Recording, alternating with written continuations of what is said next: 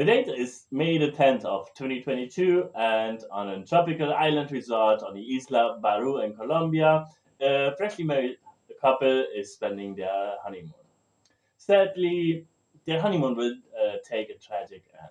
Approximately at 10:30 local time, two armed gunmen storm the beach where the couple is sunbathing, and they fire a couple of shots into the groom and flee the scene on their jet ski. The deceased isn't just a random victim of violence. This is a prime example of political violence, when people use violence to get their means. So, who was the guy and why he needed to die? Marcelo Pecci was one of Paraguay's key prosecutors, and he was involved in some high stake corruption cases in Paraguay. And it is assumed that people had him killed because of that. Sadly, this isn't just some isolated incident. This shows the dangerous overlap between politics and organized crime. On March 23rd of 1999, Vice President Luis Maria Argaña was shot and killed in Paraguay. And in 2004, Cecilia Cubas, who was the niece of the then president, was kidnapped and killed. I remember this case myself. Political violence was, and I fear still is, for some people, a means to get things done. Paraguay is a presidential democracy, but it is heavily shaped and influenced by its past. Up until 1989, for 35 years, it was under the rule of the dictator Alfredo Stroessner. And a lot of things, still after he was kicked out, still remain the same. The same families stayed in power. And one example of that is that the former president, Mario Abdo Benitez, is the son of Mario Abdo Benitez, who was the secretary of Stroessner. There are two main parties in Paraguay. There's the Colorado Party, who is the party that has been in power for the majority of Paraguay's history, and there's the Liberal Party, who kinda wants to be the opposition, but they struggle to come up with a real proposal in order to confront the Colorado, the main party in power.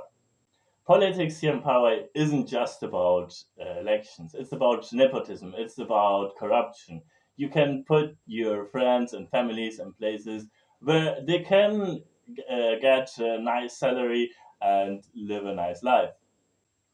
Ties to organized crimes and corruptions run deep within Paraguay's political landscape. High-profile assassinations like the killing of Pecci show how dangerous the intersection between power and crime really is here in Paraguay. For the Paraguayans, the trust in the government is shrinking year by year. The feeling of being represented has faded, and the frustration because of lack of execution by the government has kicked in.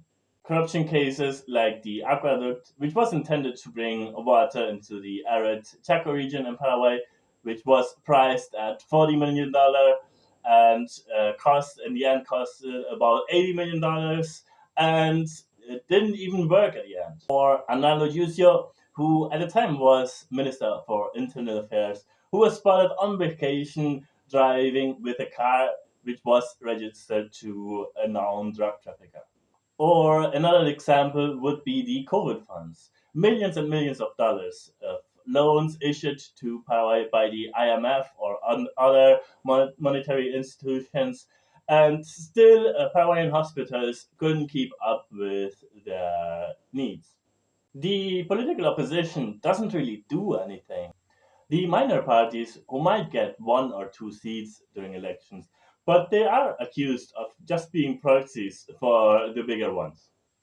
In this environment, it is understandable how figures like Paraguay Cubas, even though he is controversial, but how people are looking to be represented by somebody else. And even the Frente Guasu party gaining power, even though they're accused having ties to paramilitary group like the EPP in Paraguay or the FARC in Colombia.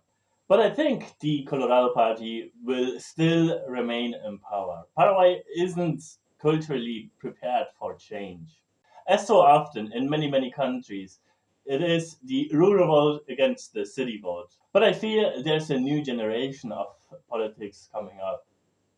And I see less fanatism. It's not that anymore that I vote Colorado because my parents are Colorado. Uh, Instead, and partly because of social media, I can form my own decision. We can only hope for a peaceful transition when the transition arrives. Although I fear this wasn't the last time we saw political violence here in Paraguay.